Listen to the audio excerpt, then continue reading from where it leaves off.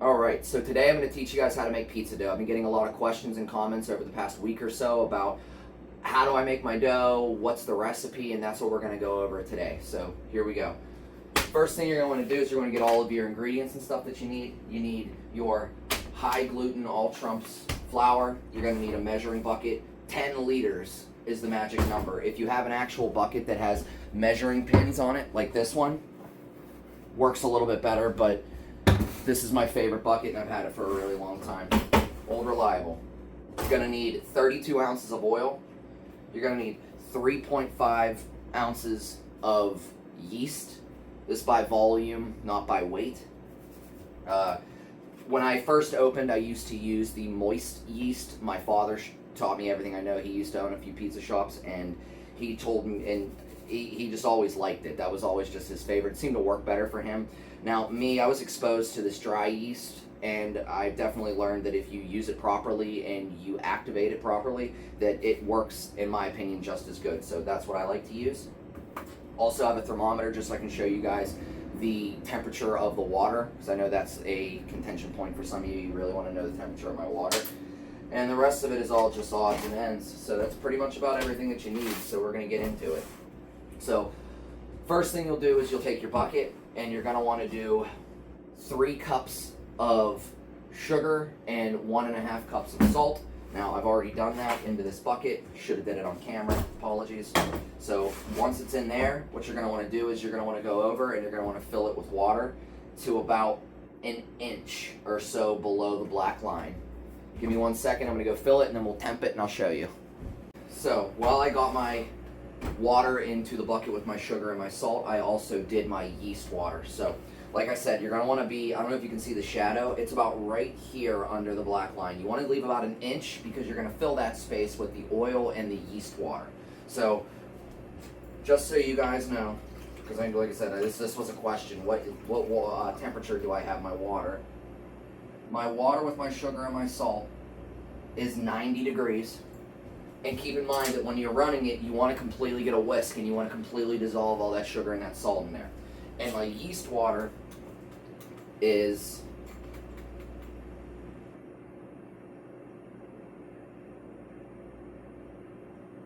it's about 110. I think it's reading like 108, 109. So it's about 110. So it's about 20 degrees different from the it's about 20 degrees different from the salt and sugar water to the yeast water. So the first thing you're going to do, getting it all in the bowl here, you're going to dump your sugar and your salt water in your bowl. Then I'll usually dump in my yeast water mixture. Then comes 32 ounces of oil.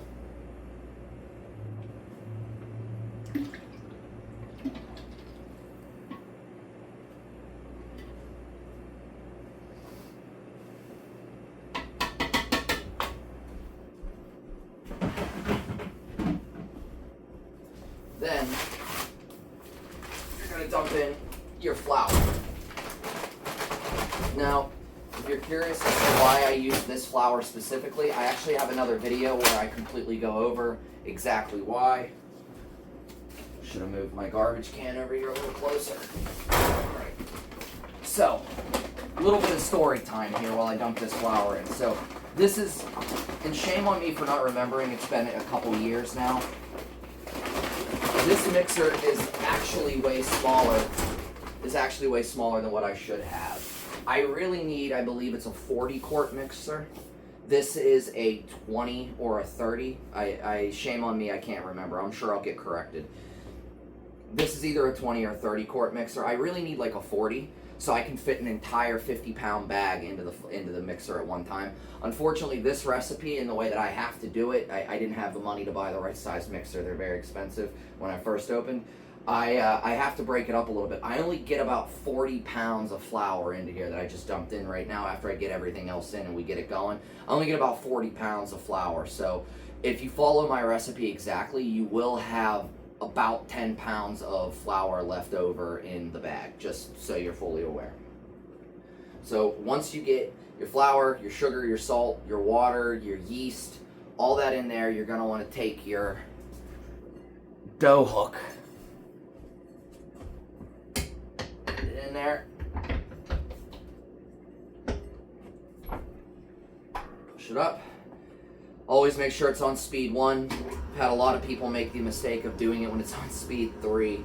We shred cheese also, so that's why we use speed 3 for cheese and we use speed 1 for dough. So, and that's pretty much it. You just let it mix up and get all happy, and then it'll start thickening. Now, the only thing that I will tell you, and I'm not going to record this because it takes a while and I don't want to bore you guys to death, is when it starts clumping up a little bit, it might start climbing up the pin. And when I say pin, I mean the dough hook. Right here, it might start climbing up. So every now and then you might have to stop it and just push everything down. Pretty common. It's happened in a lot of places. So yeah, we will just let that mix up, and we'll come back whenever I have the dough out and on the table, and we'll take a look at it. We'll get ready to roll it. Alright, so after you get it all mixed up, get it out of the mixing bowl and get it onto a nice stainless steel table like this, you can press it out. Now, this is how I do it. I'm sure there are some people that would just start bagging it out, and then they would proof it in the bag, or they would just stick it in the cooler, but I like to press it out thin so it proofs a little faster. The thinner it is, the warmer it'll be, and it'll come up to temperature faster. So I like to press it out thin.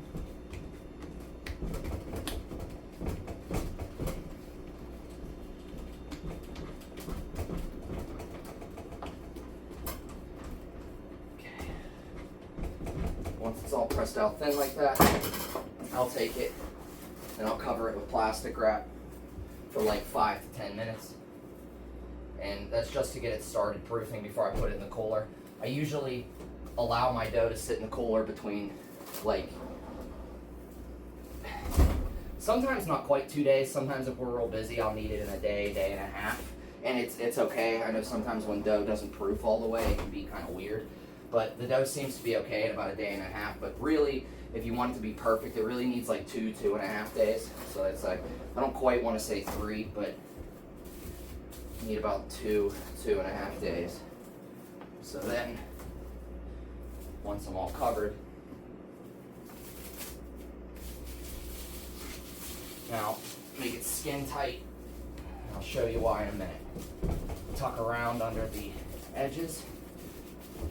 Now, what I'll do is tuck it real tight. I don't know if it's hard to see from back there. I'm sorry, I gotta get a new tripod. But it's skin tight, but it isn't, it's still got ripples in it. You can see if you go like this, it becomes real tight. That's how you want it. I want to let this go for, like I said, 5 to 10 minutes to proof, and this plastic will start to tighten. When you see it starting to tighten, that's when it's ready to be portioned, in my opinion. So 5 to 10 minutes, we'll be right back. Alright, so it's been about 10 minutes or so. The dough is nice and tight. The plastic's nice and tight now, so you're good to portion. Now, I'm not going to bore everybody to death by videotaping me portioning, but the last question I'm going to answer that people have asked is, what size are my doughs? Now, I use 12 ounces for a small, 16 ounces for a medium, 20 ounces, we skip 4. 12, 16 for a medium, 20 for a large, we do 28 for an extra large, and then when I make Sicilians, I do 2 larges stuck together, and then I do them in olive oil. I'll make a video about that later, but that should pretty much about answer all the questions. I'll just flip this plastic off now, take it off, sometimes roll it back if I'm going to go a little slower to portion, but that's pretty much it. It might be a little tacky, just because you had it covered in plastic. If you let the air hit it for like 2 minutes or so, a minute, it'll dry right up and it'll portion. So, see you guys in the next one. Have a good